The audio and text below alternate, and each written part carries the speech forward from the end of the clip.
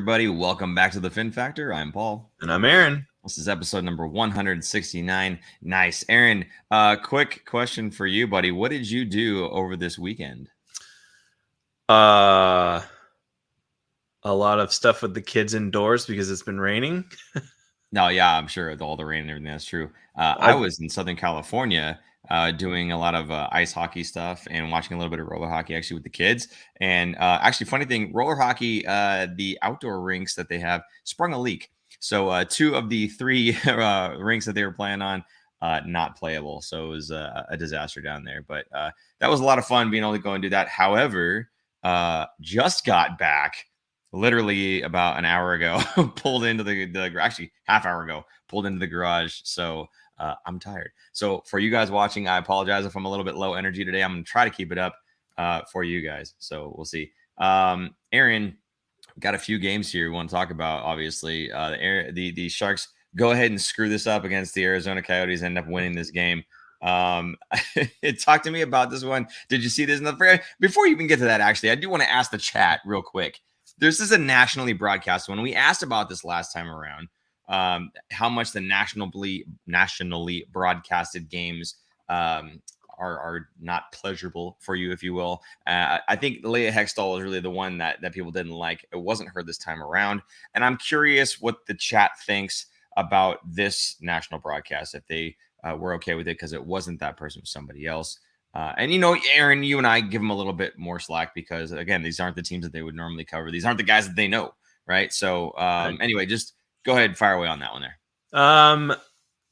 Some people get so worked up about this. It doesn't bother me. Like I used to too. I used to get really pissed because I get so used to Randy, and he's so good. Probably easily top 5, I think, across the league in terms of it. But let's get ready to grumble. You have to realize that these people don't spend the national announcers don't spend a lot of time with each team. They have to know all the players. Now, Randy does a good job because he studies, but he sees the Sharks players day in, day out, asks them personally how you pronounce their name, works on it. The national broadcasters just don't have the resources or the time to do that. So you have to cut them a little bit of slack on that part. But I think they do a good job. I think it was on TNT, and TNT does an excellent job of coverage. I think moving from, oh man, what were they on? Versus, which became NBC Sports. Like that stuff just, it puts them more in the mainstream. Being on TNT does a phenomenal job with NBA. They've really kind of written kind of the blueprint for doing shows like because on TNT they have Wayne Gretzky and Paul Bissonnette and some others mixed in there. But those two guys, you couldn't get two completely opposite reactions, opposite players for one, and opposite kind of like Bissonnette's kind of biz nasty, if you will. Oh, yeah. He's he sounds off a lot more than other people do. He talks a lot and it's great. So that panel is awesome. It's funny. It puts NHL on a good kind of spotlight. So on the NBA side, they have Charles Barkley and Shaq. And they kind of go at it at each other sometimes in the show. Not that Bissonnette and Gretzky do, but they have their funny moments and they capture that moment. I mean, the NFL does the same thing too, but I even think the NFL is getting a little stale doing their shtick. So I think the NBA is leading the way. I think the NHL is getting there and getting close. But anyway, I'm happy the Sharks are in the national spotlight. Yes, they're not good. They're not winning, but it's good to get them out there. People are going to see those jerseys and they look fresh and they're going to be like, yes, I want to get one of those because they look so good. They watch Karlsson, who is just he's the leading defenseman in the league. He's the best defenseman in the league in terms of scoring. So it's all good things being in the national spotlight. I don't mind it at all. That was a very long-winded answer, but there you go. That's my thoughts on it. And you said they're not good. They're not winning. There's later on in the show a stat that actually might disprove one of those two, but we'll see how it goes. I don't know. Super producer Jason giving you guys a reminder down there. If you're enjoying the stream, please give us a like. Personally, I would prefer that you guys help the show out by sharing, retweeting, getting us back out there to the rest of your Sharks friends and family. If you're enjoying the show, I'm sure they will as well. Get them in the chat so we can all start having those conversations. We love hearing from you guys. So if you do that, would really appreciate it. Kakinen does something he has not done much of this season now, Aaron. He gets the win. He did. I thought he played pretty well. He obviously played well enough to win. He had some good key saves at key moments, so kept the Sharks in it when it got close, and deserves the win. Now, Paul, this is at Mullet Arena, Oh down, boy. Arizona State. I always confuse it. So wait, that's actually the name. That's actually the name of the arena, is Mullet See, Arena.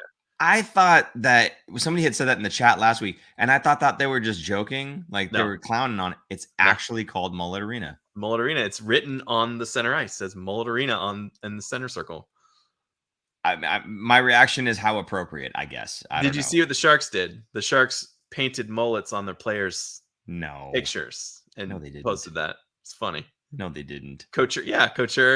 Timo Meier, like they had it was like their headshot, their NHL headshot, and then they added like a flow in it to make it look like they had a mullet to play mullet. Okay. They also did college shots since they're going to a college campus. So they got everyone's picture from probably when they're 18 or 19 years old and post it like they're going back to It's a school. little passive aggressive, huh?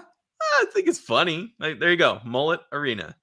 Thank Wow. you, super producer Jason, for pulling Thank that up. you, SPJ. And you can see the Sun Devils and the Arizona Coyotes sharing center ice, because originally the Sun Devils weren't going to allow them to put their logo on there at all. But this is what's funny. This is an NHL arena for the next 4 seasons, I believe, possibly 5, if they can't get a deal going. Now imagine this. Like, imagine Arizona's at the bottom, or towards the bottom, right? Imagine they get Bedard. And Bedard is playing in a 4,000 seat arena. First of all, they better sell out if that's the case. But that would be probably the NHL's worst PR nightmare if Arizona won. And those ticket prices would jump.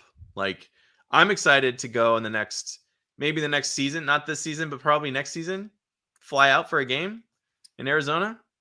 I can tell you which team is probably going to have more nationally broadcasted games than anybody else if that were to be the case, right? Yes. Got to showcase them.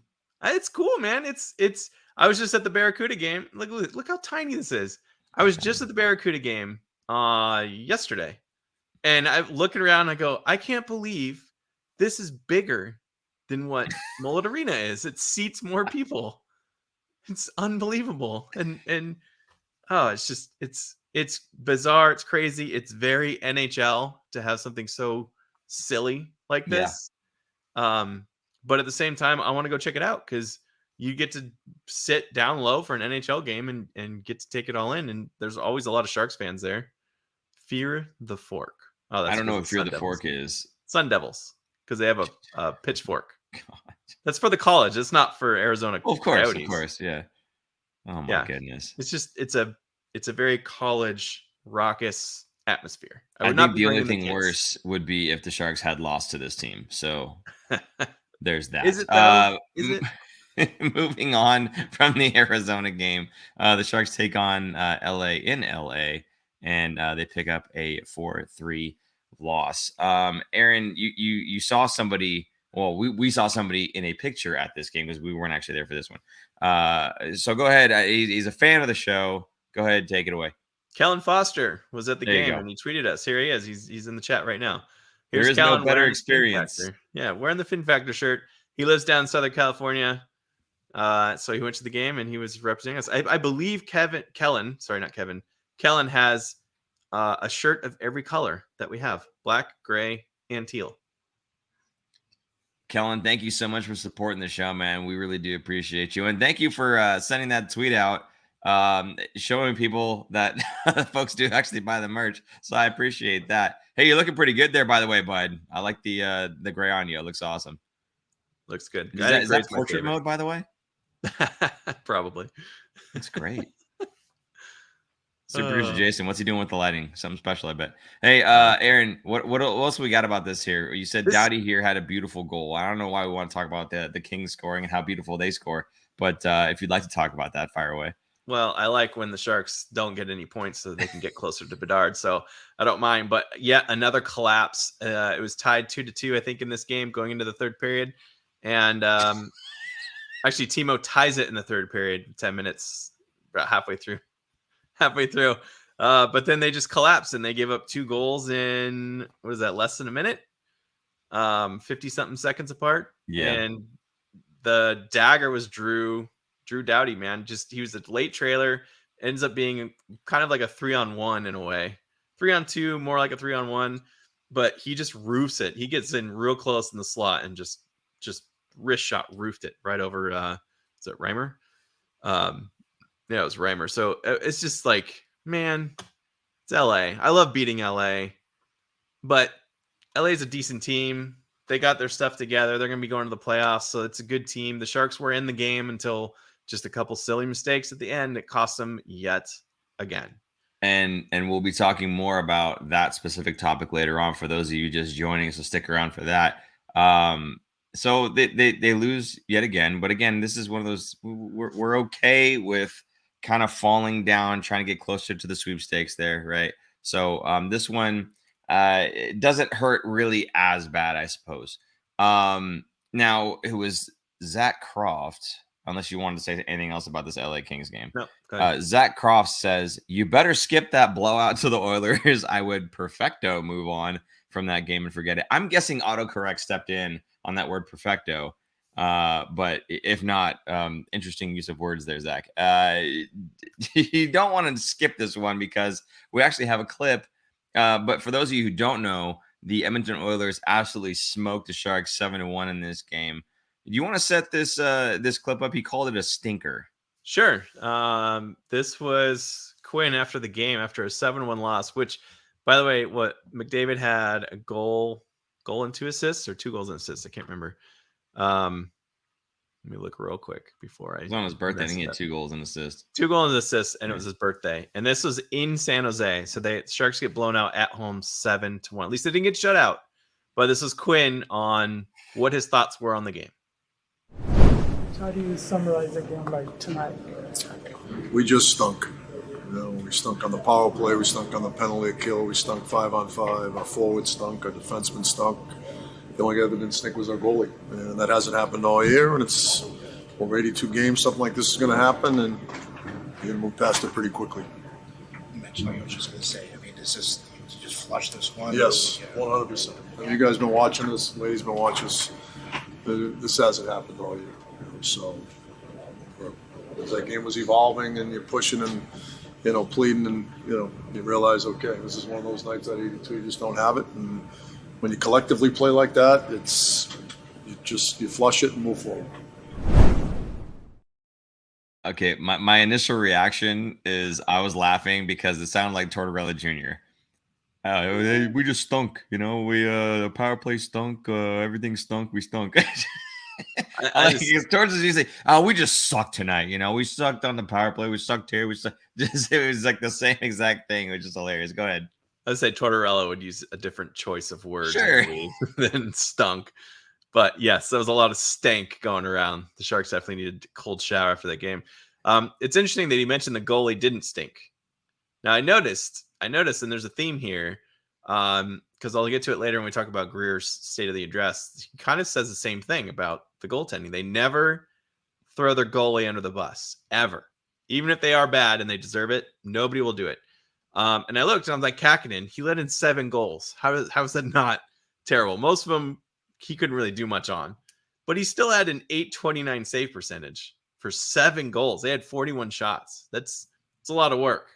Now, if he saved a couple more of those, he would have been closer to 900, and now we're looking at a Martin Jones type situation. So it really, Kakinen wasn't to blame here. There were no soft goals scored on him. He did look tired, and it's hard when you're losing 5-0. It's hard to push through and keep going and try to make that next big save, because what's the point at this point? And I think it was I can't remember if it was the 6th or 7th goal. He looked very dejected, and I was actually kind of shocked that they didn't pull him, just to kind of give him a mental break and not. But it's fine. Aaron, you said it was hard to push through, and that's kind of how the season's been for us. It's been hard to push through, but we're going to do it anyway. Before we get to the next game here, I want to go and look at some of these comments. Debbie Smith says, touchdown Oilers, 7-1. Colin C28 seems a little bit confused here.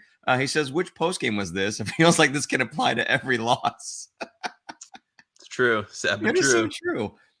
Kellen saying the Quinn accent was thick in this interview. It really, honestly, it's when you hear him talk, because I think you see him and you're not expecting the accent, I guess, and then you start hearing him talk in the interviews, and yeah, it's just really thick and everything. So it's just it's crazy. Kellen, thank you. I was getting right to that one. Super Jason. Kellen also said prior to that he's been persuading folks into becoming Sharks fans for 2 seasons, giving out Fin Factor shirts. We got 2 new fans this season, and more will come. The SoCal Shiver is born.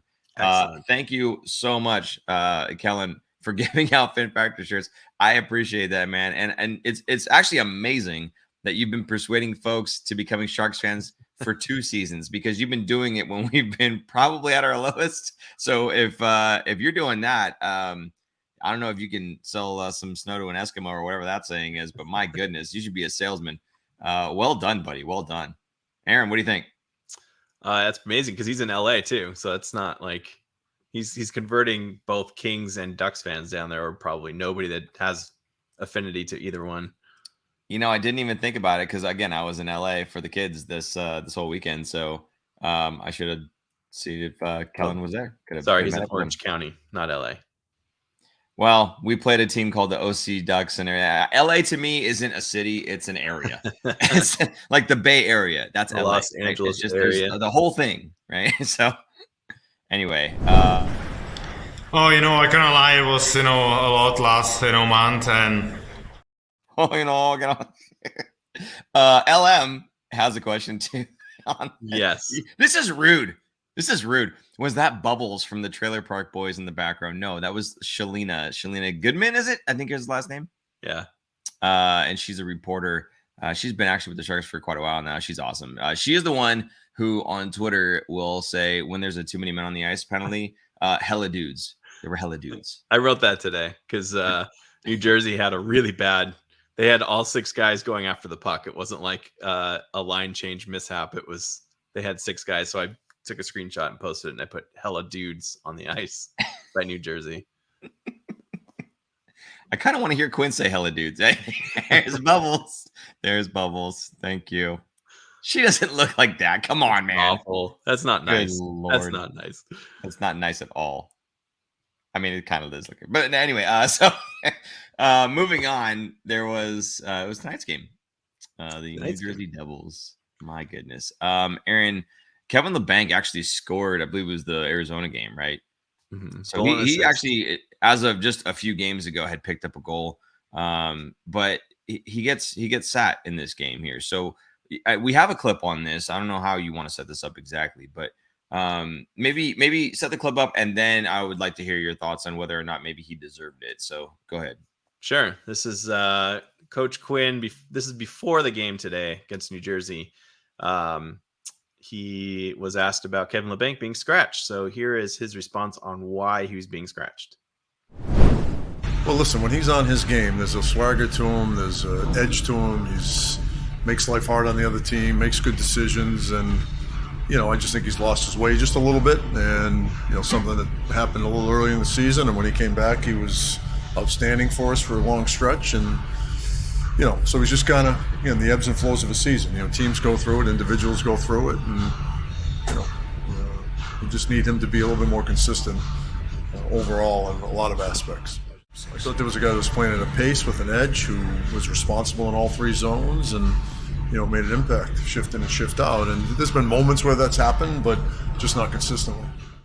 Yeah, I mean, that's not the reason that he's out of the lineup tonight. I mean, my job is to put our best lineup out there night in and night out, and right now this is the best lineup we have. And the great news for him is when he's playing to the best of his ability, he's in our lineup and playing the top 6 role. So that's really all it is. And I hope he responds in a positive manner.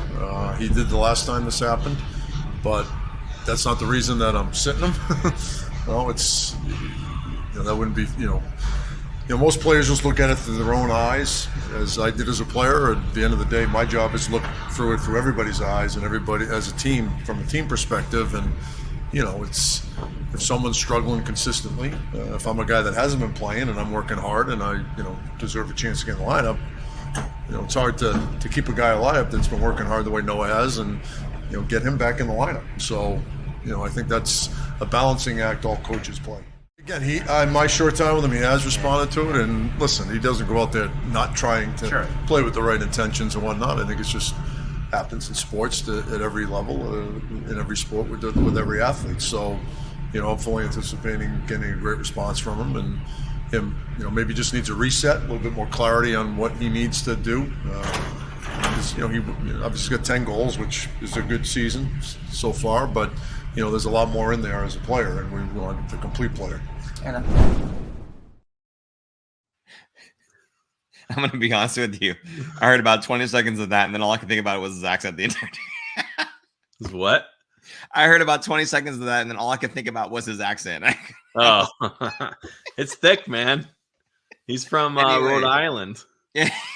Anyway, what do you think? Do you think he deserved to be benched? I don't know. What were your thoughts on this? I'm not disagreeing with the coach. He's got to put the best players that he can out there. And he mentions Noah Gregor in there about how, Noah Gregor's been scratched for the last, 8 games or something. And he's been working his tail off to get back in the lineup. And this is going back to what Mike Grier wanted going into the season, is to have competition, someone nipping at your heels at every chance. So you don't feel like you can coast and you have to earn your spot in the lineup. Right. Go ahead. Well, Debbie's got this question. I'd like you to respond. Which is it? Was he sitting because he's not consistent, or why else? What was that all about? So she's a little confused. I mean, that was a very long clip, but basically, yeah, it sounded like what he was saying was he's inconsistent. He's not showing the consistency. And when you've got a guy, as Aaron just had mentioned, like Noah Gregor, who's been working, he's not in the lineup, working hard to get himself back in the lineup, and you've got a guy who's been a little inconsistent, you swap him out, right? So, I mean, for me, do I think he deserved it? Yeah, sure. It's not that he's a bad player and he deserves to sit. But as Quinn said, he has to look at what's best for the team. He has to look through it as a player, you look through it through your own eyes, is kind of what he was saying there. But for his job, it's to look at the whole team as an entire core, an entire nucleus, a full unit, and what's going to be the best for that entire unit. If you've got a guy who's struggling a little bit right now, doesn't mean he's a horrible player. It just means he's having a hard time right now. And you've got a guy who's nipping at his heels and is ready to go and is showing that fire, that passion, and that desire to get back in the lineup. Maybe it's a good idea for the team to swap those two players in and out. Aaron, is that a fair assessment? Again, I kind of wanted to hear what you felt. Well, think about it this way. Noah Gregor's going in there basically replacing LeBanc. Maybe not the same minutes or the same lines or anything, but he is in the lineup and LeBanc is not. LeBanc will now have to work his tail off in the practices that they have before the games in order to earn the trust back of the coaching staff. So it's going to push him harder to get back into the lineup. It's also going to push Noah Gregor because he got a taste of the action. He's going to want to stay there, and he's going to play better and play smarter and make better decisions. So now there's the competition right there. Who do you sit now, right? If you both have them firing on all cylinders, who's it going to be? You have to earn your way into the lineup. You're not going to get anything given to you. If LeBanc is considered a top 6 player, you need to act like a top 6 player in every game, not every other game, not taking 2-3 nights off in a row, not doing controller disconnect a few times, like it's like his controller ran out of batteries. He's got to plug them in. So he's sitting on the bench so he can get plugged in. And he's going to come back. I bet LeBanc will come back and he'll probably have another couple weeks, and who knows? Maybe it'll happen again. Maybe it won't. Maybe by the time the trade deadline's here, some players are gone and now he's in the lineup for good. Who knows? Or he's gone. Or maybe he's gone. Right. I mean, he's having a good season. He was being as consistent as LeBanc can be for a long time. I think that was showing well for possibly a trade. I mean, they would have to either take another salary back or eat salary or something because he's just getting paid too much. Yeah. But I think this will be a nip in the bud for him, and he'll come back firing hard. Kellen, you're stealing my thunder here because so we're gonna say Gregor got in over LeBanc, right? And actually, Aaron, Gregor got 15 minutes of ice time tonight. It's not bad for a guy coming off of sitting on the bench essentially for the past couple games. So 15 minutes of ice time, pretty good. You say he's doing well off the puck. Why don't you let the folks know what you mean by that? Off the puck meaning not offensive stuff. So when you don't have the puck, you have to work hard to get it back in your own zone, in the neutral zone, even in the offensive zone when you're forechecking. So he's doing he's doing strong stick, getting sticks in passing lanes, doing all the small things that it's not going to show up on the score sheet. This is what coaches see and what they want. They don't want, not to pick on Kevin Labanc, but a Kevin Labanc person like Labanc who, is kind of slow, lazy, doesn't have a strong stick, is always looking to go on the offense. They were having a problem with that, I think, last season, where they were turning to go up the ice before they even had the puck in possession, trying to get like that extra edge and breakaway possibly. And then they were, as soon as you turn and you pivot and you're going up the ice and the puck goes back into your zone, you're completely out of position. So I think something like that, like Grier wasn't doing that. He was being in the right position. A lot of it is how much time do you actually have the puck on your stick in a game? It's not that much. Very little. Very little. Unless you're Erik Karlsson, you're controlling it the entire time. But generally speaking, yeah. I'd say even Erik Karlsson's playing, 25, 30 minutes a night. How much, if you look at percentage wise, how much the puck is on him on his stick, it's probably still not even that high. Yeah. And he's probably the highest. So my point is you have to be working off the puck all the time. Every time you're on the ice, you're busting your butt off every shift. And if you take a few shifts off, the coaches will notice. If you take a few nights off, they're definitely going to notice. That's what's going on here. So going back to Kellen stealing my thunder, he says, he hit the goalie at least twice and the glass behind the net only 5 times. I was going to say, he's doing well off the puck. That's great. It's the same old story for me with Noah Grier. The guy's got speed. The guy creates opportunity, but he can't finish. And we've seen this for seasons now, where, he fires it and it hits the glass, as Kellen has definitely pointed out here. But and he's also saying Gregor's getting better. Kellen does. So, okay, fine. Fair enough. I agree. He's getting better. I just don't, again, I don't see him as the guy that you're going to look to potentially put the puck in the net even like 10, 15 times. If he gets a handful of goals, awesome. But for me, Grier is more of that. I'm just going to go out there, use my speed and try to cause some chaos. And if I happen to get one punched in, awesome. And I think he's good up for the PK too, with the speed and the aggression and everything else. So that's more for me where I see him being valuable. And for that reason, I think, he could very easily be a trade target as like a 13th type guy, right? Somebody who can step in the fourth line, bring a lot of speed. Because we've seen teams in the playoffs when they have lots and lots of speed, even at that depth, and it causes chaos against other teams. That is valuable. And the fact that he can play on the PK, even if he hits the glass on his shots, I think it bodes well for him in the eyes of other teams. So I would not be surprised personally if this is a guy that gets moved, and that actually wouldn't even be necessarily a bad thing for Noah. But I think on this team, where there's just not even that much in terms of depth, he's still kind of out of the lineup, in and out, and he's not really getting the points to kind of back up that he can be that guy. So I don't know. I'm hoping for better things out of him, but. Again, for me, kind of same old with him. I don't know what's Kellen just said what I was trying to say while you were talking. Grier feels like a Nieto replacement. I agree. I think that's going to be the way Grier stays in the NHL, is changing his game to be a PK specialist, defensive third line guy, hopefully get a little bit more scoring touch, but not a guy who's going to be on the power play, not a guy who's going to be scoring goals mainly. He's going to be a defensive guy. Yeah. Yep. And Colin here, Colin C28, agreed, Kellen. I think that once Nieto gets dealt, and if Grier doesn't get traded, he takes his spot. Yeah, absolutely. Again, if that's the role that he's trying to fulfill, I can totally see that, no problem. I just don't think that you're going to plug him in and expect anything offensively necessarily, apart from generating chances. We've seen some of the advanced stats that say he generates chances, right? And a lot of it has to do with his speed. But he just doesn't finish. I wish there was more to it than that, but that's really all it comes down to. That's exactly what Nieto was like. He came on the scene when he was young, and he was so fast, and he seemed to have all these chances and could never finish, just couldn't bury it. So I feel like he's on the same trajectory practically. And going to a trade, Nieto versus Gregor. Gregor is a little bit more expensive, not much. It's $950 versus $850, but Gregor's an RFA after the season, and Nieto is an UFA. So I think the price would be slightly higher for Noah Gregor than it would be for Nieto, just because you control his rights.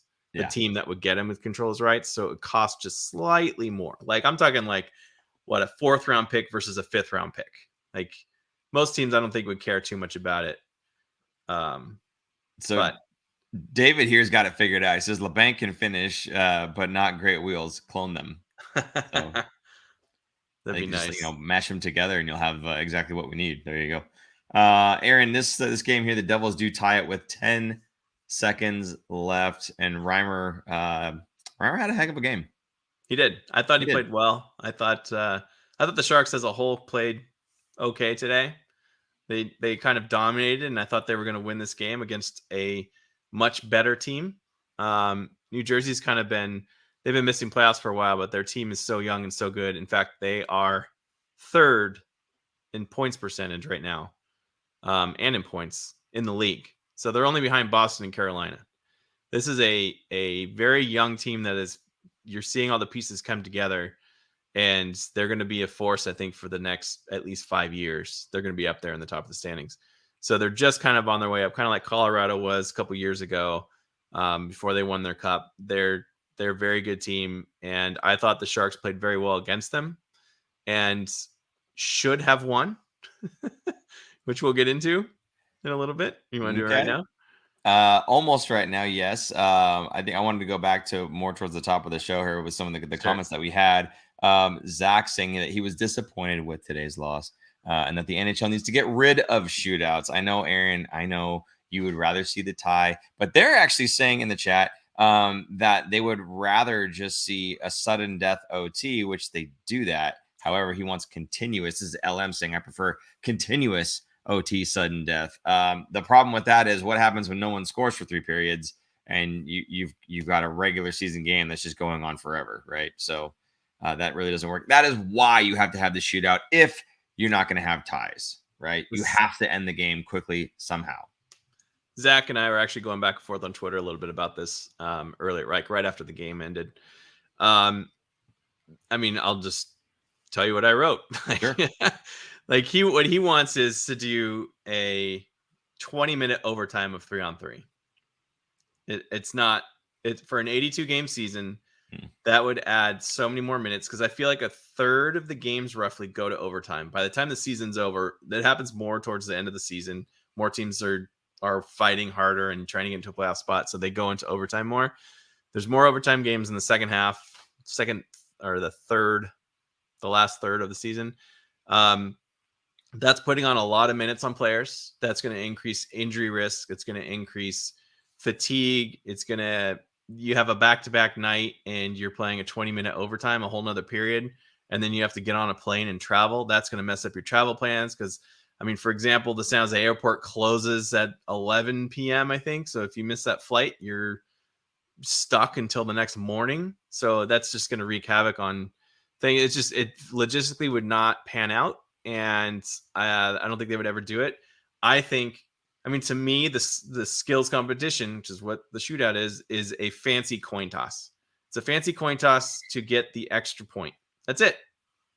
Fancy coin toss. You send your best player. I'll send my best player. Goalie try and stop them. It has nothing to do with the sport or the team sport aspect, really. So I'm sick of it. I would like to get rid of it, and just 5 minutes of 3-on-3 is fine because it's exciting. I think it's great still. But then after that, done. Just each team gets a point, and you leave a point off the board. Each team gets one. There's no bonus point. You got to earn that bonus point. All right. I want to point out Zinksy here with just a regular old hello. Hello, Zinksy. Haven't seen you in a while, buddy. I feel like we really only see Zinksy when we're doing NHL at the time 21, because that's when you were playing. But yeah, it's been a while, buddy. Good to see you. Hey, stick around, because I don't know, Zinksy, respond to me real quick. Have you seen the Erik Karlsson slide, the new Erik Karlsson slide that super producer Jason's put together. If you've not, or anybody, if you've not actually, stick around because that will be coming. He did score a goal. He did get points. We are going to do something. We didn't want to do it during the. Oh, you do that. We're going to do it a little later on. You gave me the first little. Anyway, Aaron, we had talked about the Sharks being so close in a lot of these games and that they are a bad team who keeps losing, right? But there might be something to them not being a bad team, but that they just keep finding ways to lose, as you've alluded to in previous episodes. You've got something here you were looking at, something called Money Puck. Is this website called Money Puck here? And it's expected goals versus actual goals. And you've got some pretty interesting, I don't know if you want to call them findings, but there's some cool data here after having run several simulations with these teams. So go ahead, take this away. This is all you here. All right. So Money Puck is this website, and I'm not saying I found this or anything. This was actually in an article, and I'm going to pump up Corey here. Corey Massasak, The Athletic, does a phenomenal job of breaking down stats. He's very good with prospects, and he loves prospects, so he's going to get some really good insight. It's perfect team for him to be joining because he just came a year ago, last season. Money Puck is a website where, in short, they take a game and they go, okay, at what point, this will make sense when you can see the chart here, but at what point the game will start off at 50% practically, right? And you see, okay, the Sharks scored a goal. This thing is not loading for me. Sorry. I'm trying to get this thing up here. So at the very beginning, the Devils scored, like the first, 30 seconds of the game, they score. So at this point, it's so funny. The chance of New Jersey Devils go to win, right? It's higher for them. So it's like, was that 55% roughly? They're going to win. Am I reading that right? 65%. Then the Sharks score and tie it. And then New Jersey takes a penalty. And then the Sharks score on the power play. Now all of a sudden it swings back up to the Sharks, so that they're going to win the game. Then New Jersey ties it. And now it's like closer to 50-50. Then the Sharks score. Then the New Jersey Devils take that penalty of two hella dudes, right? Yeah. And then New Jersey ties it with 10 seconds left. Or I'm sorry. No, they were down by a goal at that point. And then they tied it. So now all of a sudden it drops significantly to where New Jersey had a much better chance of winning the game. So this just shows you, and what they'll do is they'll do 1,000 simulations of the game and put everything in, like their stats, like shots on goal and everything else. And they have this thing called a winometer here. And it shows you over 1,000 times the Sharks will win 79.3% of the time and lose 20% of the time. It's amazing how I'm trying to figure out how to explain this. The Sharks are finding ways to lose. Yeah. That's probably the better way to find it, right? Or the better way to say it. They're finding ways to lose because there's a lot of games where they should be winning. So throughout, Corey did this article, and it's a great article. It's a little heavy read with a lot of numbers, but I'm a numbers guy, so I love it. If you take games that were under 50%, so the Sharks had a less than 50% chance of winning at some point in the game, they are 3-10 in those games. So they've only stolen 3 games, if you think it that way, right? They're 0-6 when it's 50-50. They're just not winning those games. They're losing all of them. In games that they should have won, this is over 60% that they should have won. They're 10-13, meaning 13 games were stolen from them in a way. Like when you steal a game, you have a goalie steal you a game. It happens, right? There's just some nights you just can't win. You can't score. It just happens. It's happened more than it should because they're 10-13. They have a losing record in games that they should have won. So another way to think about it is like, I'm watching these games. I'm like, the Sharks look good. They're a lot of the times they're ahead. They've scored ahead and they've been ahead for most of the game and they just can't close out the game. And this is exactly what happened tonight. 10 seconds left. New Jersey ties it. It's like, come on, man. Just close out a game. Close out. They can't do it. So to me, it's small things. Again, these games are not like, obviously the Edmonton game, huge blowout. We're not seeing that. If that was the case, if it was like 7-1 and they're just getting blown out in these games, it would be awful to watch. It would not be fun. Yeah. These games are still fun to watch because the Sharks are in them almost every night, and they're losing games that they should be winning. If they right that ship, they take those 13 games that they should have won, and they win. That's 26 points in the standings.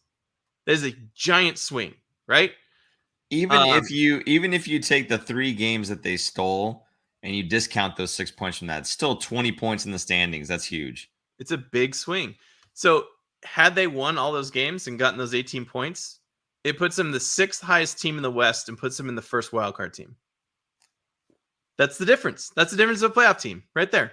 But Simple Aaron, mistakes that come back and bite them in the end.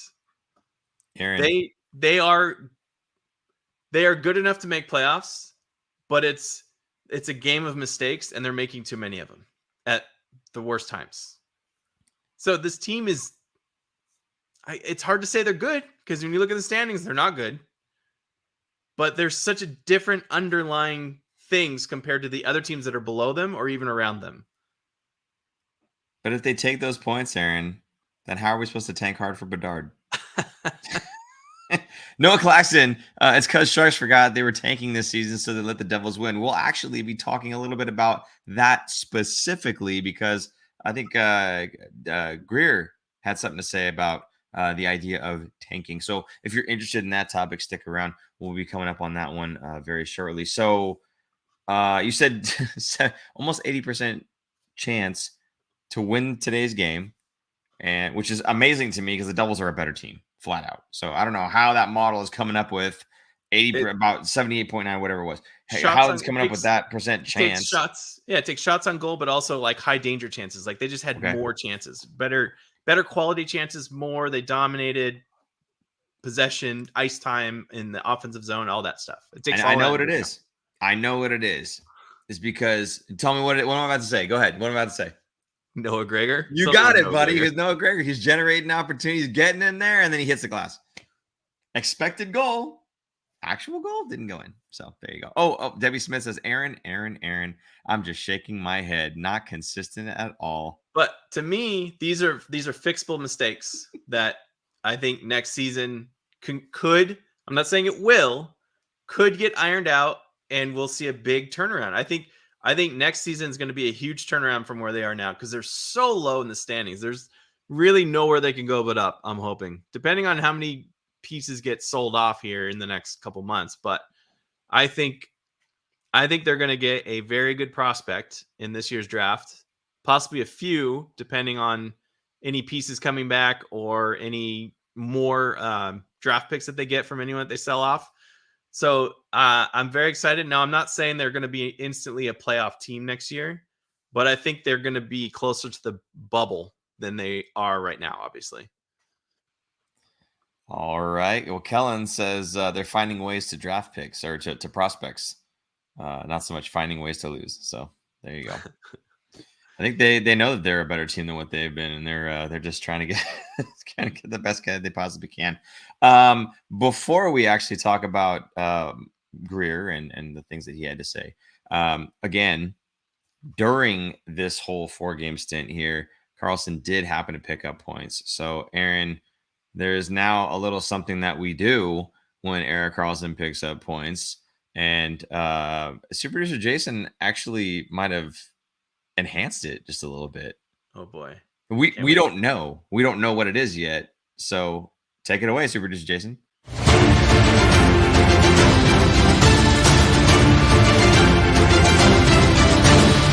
Shiver me timbers.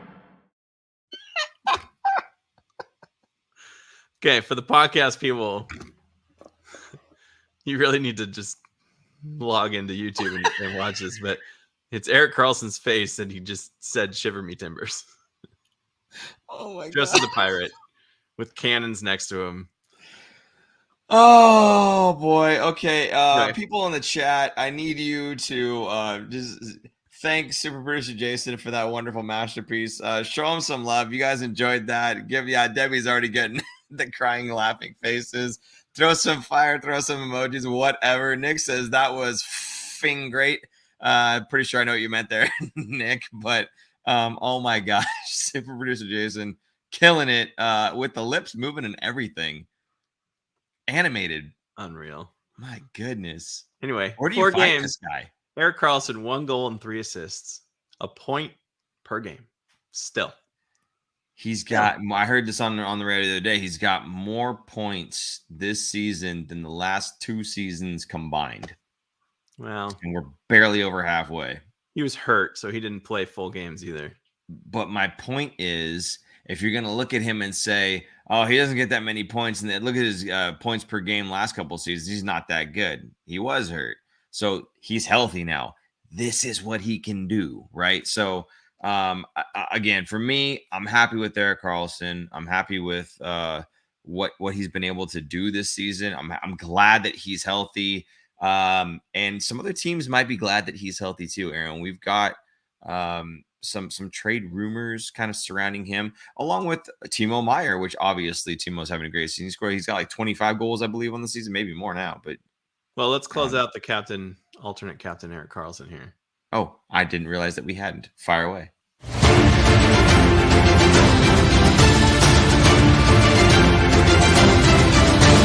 Dead man tell no tales. What? he says different things now. This is cool. We have an opener and a closer now from it. Wow. Alternate captain Erik Karlsson. Wow. I'm stunned. I am stunned. That was amazing. Yeah, for the podcast people, please show up on YouTube. Check that out. That was hilarious. Yeah, Aaron, what should we do? I know we got roll call stuff coming up, and I think we should center it around the trade rumors that are kind of floating around right now. Again, main ones: Timo Meier, Erik Karlsson. Who would have thought, man? Honestly, so many people were talking about Erik Karlsson being untradeable, absolutely untradeable. And, here we are talking about the prospect of him getting moved, which frankly, I wish we could have him stick around and until the team is a little bit better. But, this is probably how you can make the team better too. So what do you want to do for the roll call here? Good question. I don't know. You want to know, like, do you want Erik Karlsson traded, or do you think he could stay? What's your favorite pirate statement? Your favorite pirate slang? What's your favorite pirate saying? Okay. Do you know what the pirate's favorite letter in the alphabet is? Well, you would think it was R, but really it's the C that he loves. Oh, dad jokes. When is Talk Like a Pirate Day anyway? I think we passed it. I don't know. That's something that everyone just posts because they randomly find it on the Google. Okay, so Shiver Me Timbers, Dead Men Tell No Tales, obviously pretty good ones. People in the chat, fire away. What's your favorite pirate saying for Erik Karlsson? Maybe we'll use it in the next iteration of this thing. So there you go. Aaron, what do you think here? Let's talk about Timo Meier first year. So I don't know. What do you think? This is a great question because I don't know if they're going to be signing him or trading him. And I don't know if Timo Meier knows what he wants to do. I think so. This is the funny thing. His agent is Claude Lemieux. Claude Lemieux used to play with Mike Grier on the Sharks back in, was it 09-10, I think, season when Lemieux was kind of make his comeback in the NHL. He is now a player agent and he represents Timo Meier. So Grier and Lemieux know each other well. They're former teammates. And Grier was asked about this. So Grier had a State of the Sharks address. I believe it was yesterday or maybe it was 2 days ago. But he was asked about it. And this is his quote. Grier said, "We've had talks about a contract. We haven't really gotten too much down the road as far as exchanging proposals or anything. But we've had good, open, honest, positive talks to this point." it's basically going to be, I think, up to Timo if he wants to stay long term or if he wants to get traded. Now, his contract is funky because he is an RFA after the season, but because of the structure of his contract, it would cost $10 million to qualify him, correct? Right. Is that the way it works? I don't know. So it would cost $10 million to qualify him, but I think that they can still just generate a contract that doesn't have a minimum of 10 million, right? So they could be realistic with him and say, look, this is what we're willing to pay you. You can sign a contract for $1, but is that you can sign a contract for any amount. Yeah, absolutely. Well, but not for $1. It has to be a minimum. Right. No, there's a minimum. There's actually a maximum. There's a percentage of the salary cap is a max. Yeah. But yeah, I don't know. What would you want to do if you're Timo? If I'm Timo, I that's rough, man. Because so if he had 2 years left, it'd be a lot more interesting. But since it's only the 1 year, you got to look out for you. Unfortunately, I think as any player, and you said this too, any player in the NHL, any player in professional sports, frankly, you've only got a small window of time where you are effective and wanted and valuable to anybody in the league that you're playing in. And, at any moment, especially in a sport like hockey, a sport like football, right, where big injuries like that can happen. The last thing you want to do is be at the top of your game, and then one night goes by and you get knocked out and you can't play anymore. And then, there goes your livelihood. Your money is dried up essentially, right? So, or your source of income is dried up. So I think at all times you need to look out for you. A lot of people don't like that. A lot of people don't agree with it. A lot of people would like to have that sense of loyalty. But I think at the end of the day, it's the same thing as if we worked at Cisco or something like that, right? Where, they're not paying you the amount you think you can get paid somewhere else, and it's significant and it's better working conditions or whatever else. Yeah, you would change jobs. Same thing for these guys. They play a game at the end of the day, but it's what they do for a job. It's their job. So for me, if I'm Timo, I have to look out for me. I'm looking out for my best interest. Now, if the Sharks can make it within my best interest to stay, not just monetarily, but let's say, they're talking about the things that they're going to do to restructure the team. If that's something that he thinks is going to help him ultimately reach that final prize of getting a Stanley Cup, and that's important to him as more money would be, great, stick around. But ultimately, at the end of the day, I think Timo just needs to look out for him, because that's what any sane person outside of the world of sports would do anyway. I don't know if you have the same sort of take on that, but go ahead. I mean, he kind of goes on in his questioning here too, Mike Grier on it. Like how much Meier's desire to be in San Jose or not affects his decision with the player, the GM's decision. He says, yeah, it's always a part of it. I try to have the most honest conversation with all of our veteran guys. He's no different. That'll be a big part of it. And it's obviously a salary cap world. It'd be great if we didn't have to worry about the cap, but we do. And there's only so much money to go around. All that stuff will factor into the decision. And if you would trade him, it's not too different than Erik Karlsson, really. It's my job to do what I think is best for the organization, short-term and long-term. When you have these kind of high-end assets, it definitely does give you the possibility to kind of change things over more quickly. So to me, like, he doesn't even have to be traded at the deadline. They could trade him, during the draft. They could trade him. Maybe Timo wants to see where the Sharks land, right, in the draft. What if they do get Bedard? Do you think he'd want to leave? Maybe not. What if they don't get Bedard? What if they get like 5th, 6th overall? Would he want to leave? Maybe more so. Who knows? He doesn't have to make his decision. He does not have a no trade clause, so he's not really in control of his destiny in a way. But because he's going to be making so much money, it's not super easy to move him. But it's not impossible either. $6 million is not that bad. And it's his last year of his contract. Not that bad. That and then it's prorated based on how long he's played. So it's even less than that for a salary cap hit.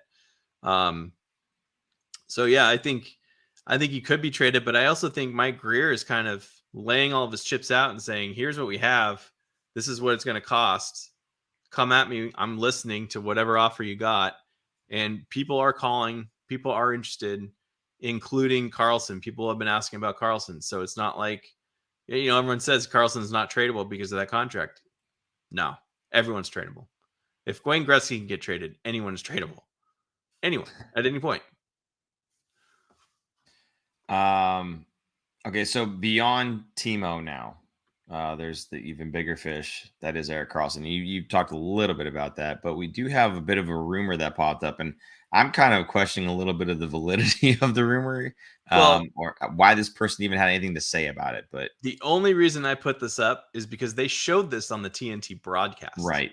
So I was like, wow, this is interesting. This is from Beer League Hero on Twitter. Great name. Yeah, this sounds really credible, like right off the hop here. But right. According to Bob Stouffer, the San Jose Sharks want 3 first-round picks for Erik Karlsson, and they're willing to retain up to 18% of his contract. Of course, everyone was like, oh, that's awful. Nobody's going to pay for that. No, blah, blah. And I'm like, okay, maybe that's the starting point. You ask for the moon and then settle for a rocket ship. So who knows? Like that could be what it is. Grier is asked about this. He was asked if that was the asking price. And his response was, I'm not going to really get into what we're asking for, but I don't think that's totally accurate. Whatever it would be, it would have to be an offer that we feel makes us stronger in the future and gives us the ability to help to kind of turn this thing around quicker. It's got to be something that makes sense for us as an organization. Then he went on to say about there is interest in him. There's some teams who have reached out about him. I think it's only natural for teams to kick the tires, and it's my job to listen to all offers and see what I think is best for the organization short-term and long-term. People are asking. You have the best defenseman in the league on one of the worst teams. They're not going to make playoffs. They could move on from him. They don't have to, but they could. So I just find it really weird that it's coming from Beer League Hero, whoever that was. And he's quoting, what was it? The Oilers announcer? Was it play-by-play? Yep. Okay. So he's saying that the Oilers play-by-play announcer had said this. What gets me is, okay, what does the Oilers play-by-play announcer have to do with any of the inside information out of the Sharks? Number one, unless the Oilers are kicking the tires on it and he was told about it and told not to say anything and then did. I just don't see that. And why would the Oilers even want Erik Karlsson? That they have enough firepower doesn't make sense. And then on top of that, if that were true, are you telling me guys like Elliot Friedman wouldn't know about this before the play-by-play announcers for the Edmonton Oilers? Like that, it just doesn't make any sense to me. So I don't think that the rumor is accurate. I don't think what the guy is saying is accurate. Do I think Erik Karlsson is a valuable asset that people want? Yes. Do I think an asking price of the 3 firsts and retaining 18%, it could possibly be accurate? Sure, absolutely, 100%. I could believe that, no problem. I'm also on board with you saying that you asked for the moon, you get a rocket ship. What? I don't know about that saying, but yeah, you aim high, right? And then you let them kind of bring you down to where you want to be. I totally get that. Interesting enough, by the way, for those wondering, 18% of $11.5 million is about $2 million.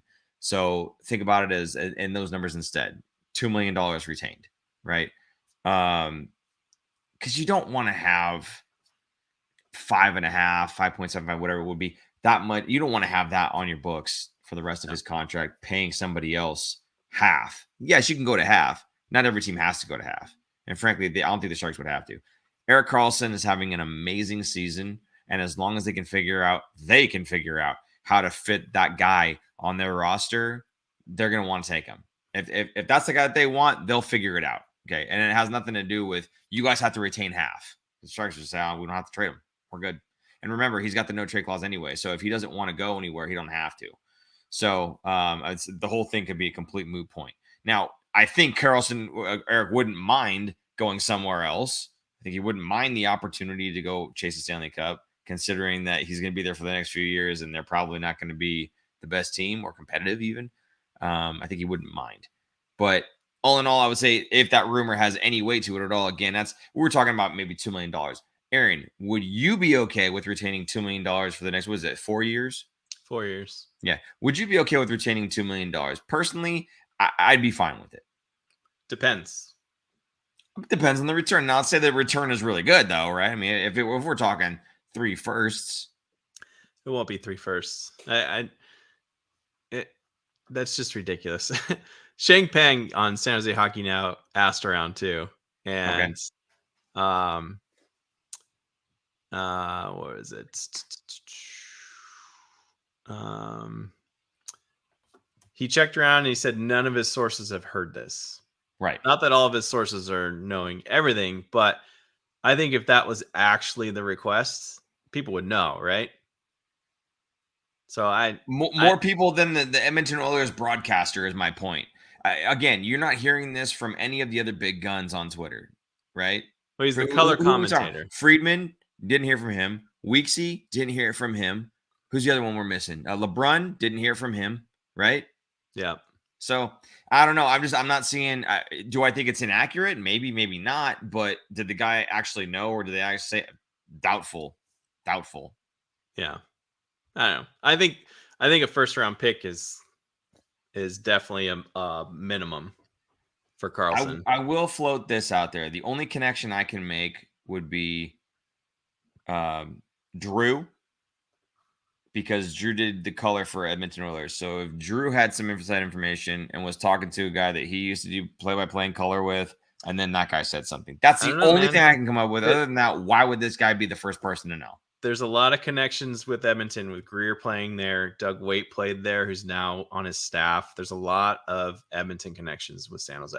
And I sincerely doubt that any of those guys had those conversations and turned around and talked to the play-by-play guy and said, don't say anything. Shh. Trusted him enough. And then he goes and blabs it. It just doesn't make sense. I don't know. That's me. I don't know. That's how I feel. So there you go. I'm not going to try and break it down because I don't really care that much. At the end of the day, and you're right, Aaron, what we shouldn't really care, because at the end of the day, what's going to happen is whatever happens. And if we're talking about it, it's great. It's fun. But the amount that somebody pulls out a rumor or whatever else, and, we've seen this before where a lot of people just throw a bunch of rumors out there and then eventually something happens. And so they go, oh, look, I was right. Whatever. So we don't do that. We're just talking about it, but is what it is. So let's move on from this stuff now, unless there's anything else you got to say about Erik Karlsson and a trade or whatever else. No, I think we're good. Okay. On the same tug, heard it by the water cooler, LM says. Okay, so the water cooler that's legit too. There you go. Mike Grier. Well, the state of the Sharks. This is different though. The same. Right?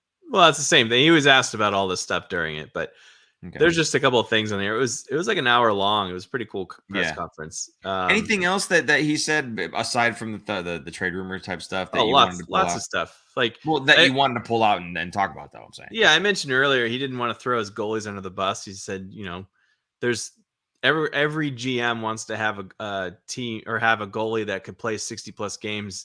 He's like, I know of maybe 2 or 3 GMs that sleep well at night with their goaltending. Everyone else is up. Like that's just the norm for the NHL. Because he was asked specifically about the goaltending, if they had like a future, McAniemi, basically, if he's going to be the starter, which they don't know. I did, however, he started in the game yesterday for the Barracuda, and he made some phenomenal saves. I was shocked.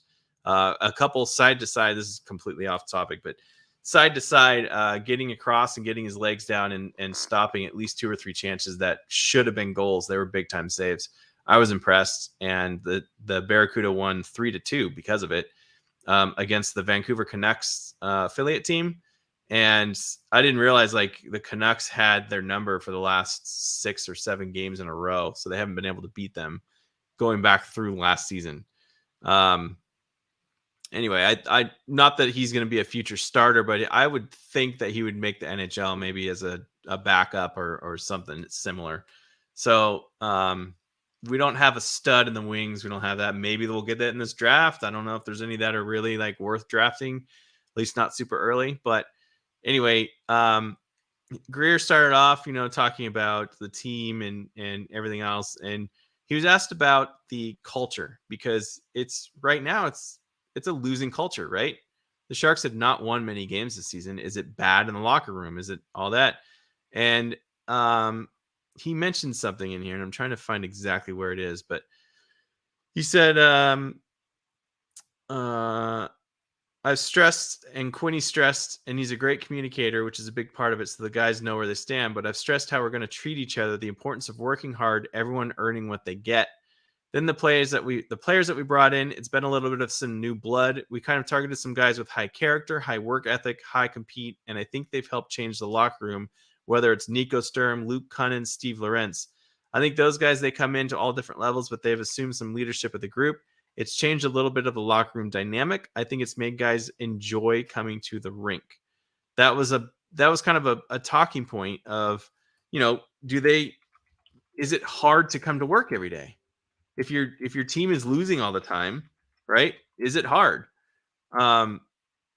He mentioned he said, for someone like myself, I went through a season somewhat similar to this in Washington, and it's not easy to come to the rink. It says a lot about how things are in the room, that I think guys are still enjoying coming to the rink every day. They're coming in, enjoying being with each other, and they're showing up and working hard. I think that says a lot with some of the changes of the culture. I think that's huge. That's good. Like, again, going back to what we were talking about earlier with expected goals versus actual goals, they're fixable. They are going to get fixed. I think the turnaround for next season, maybe even the second half of this season, I'm not saying they're going to all of a sudden jump in the standings and make playoffs, but I think we're going to see it's going to get better. Now, this upcoming road trip is going to be not even a road trip. Like, the next 20 games, I think, is against all higher end teams. And everyone's like, oh, this is the gauntlet. The Sharks are just going to get smashed. But as we've seen, the Sharks get up more to play against better teams. I'm not saying they're not going to get smashed. I'm not saying I want them to win them all. But I don't think it's going to be as ugly as other people think. Yeah, some of these, the expected goals may not be the same as the actual goals. And you said that, they're going through the gauntlet here, but and we'll talk about it in a second. But the second game of the week is against the Columbus Blue Jackets, who are also making a run for Bedard. By the way, speaking of Bedard, he does not play goalie, Aaron. So the Sharks will not be getting a good goalie in this draft. So Bedard of the way. Anyway, upcoming games for the week, Aaron. We've got Wednesday in Dallas. In San Jose against Dallas. Joe Pavelski having a heck of a season. It's going to be great having him back in there again. If you've been a fan of his in the past, I'm sure you'll show up to this game, give him a nice big standing ovation, round of applause. Aaron, he's crushing. He's earned himself another 1-year contract. Amazing. I did not want to see Pavelski go. I wanted him to stay, but I understand the Sharks. When you look at it at the time, Pavelski versus Evander Kane, they looked at the age. And Pavelski at the time was 35. And if you sign a contract over 35, I think he wanted term. He wanted 3 years. It's risky because if they retire, they're on the books for the rest of the years. You can't take it off. So once a player hits 35, it's a lot riskier to sign a contract, long-term contract. I want to say that factored into their decision. I don't think it was right, and I know a lot of people don't. And obviously, in hindsight, it was completely wrong, and that changed kind of the course of the trajectory, if you will, of the team. But it is what it is, and I love Joe Pavelski, and I love seeing him succeed. So I'm happy for him, and who knows? Maybe he'll do yet another killer season and earn another chance at getting signed somewhere and getting paid. I'm hoping he wins the cup. If he wins the cup, maybe he'll retire. Who knows? But I would love to see him win a cup. I just don't want to see Dallas win a cup. That makes sense. Enough.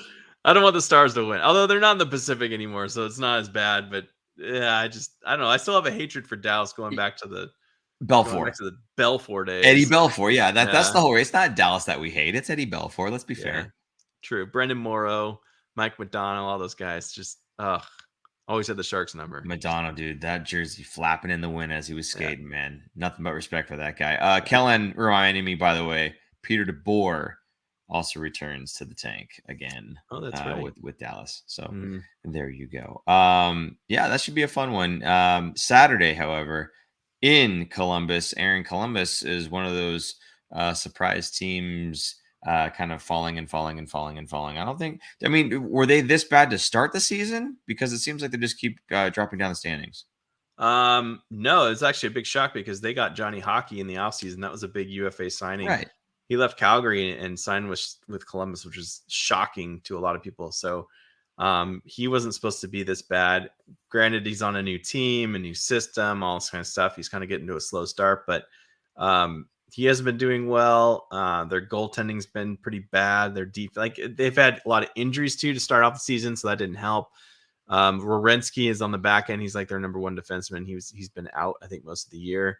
So they're missing pieces. It makes sense, but I don't think they should be this bad. I would expect them to be at worst an outside playoff bubble team, and they're not even close. They're second to worst behind Chicago right now in terms of points percentage. So yeah, they're gonna add to their arsenal of really good players, and I don't expect them to be down, but they are just awful this year. So that could be a good win for the Sharks. That could be, unfortunately, I don't want them to win. I want Columbus to win so that they can jump the Sharks in the standings, but we'll see how that one goes.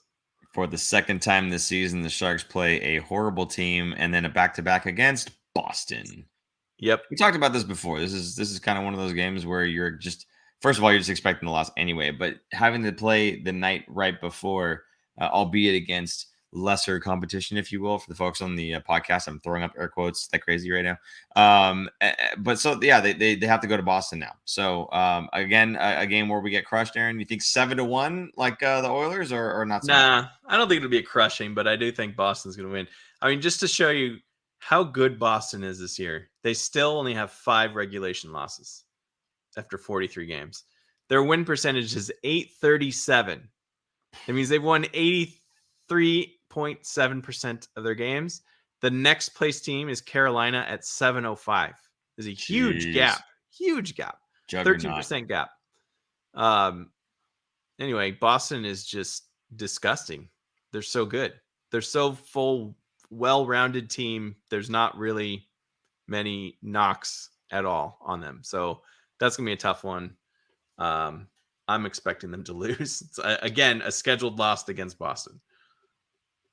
All right. Hey, guys, just want to give you a reminder. We are trying to permanently move the show from Sunday to Monday nights. It just seems to work out better for us, actually. So if there happens to be a game on a Monday, cool, we'll do a post game.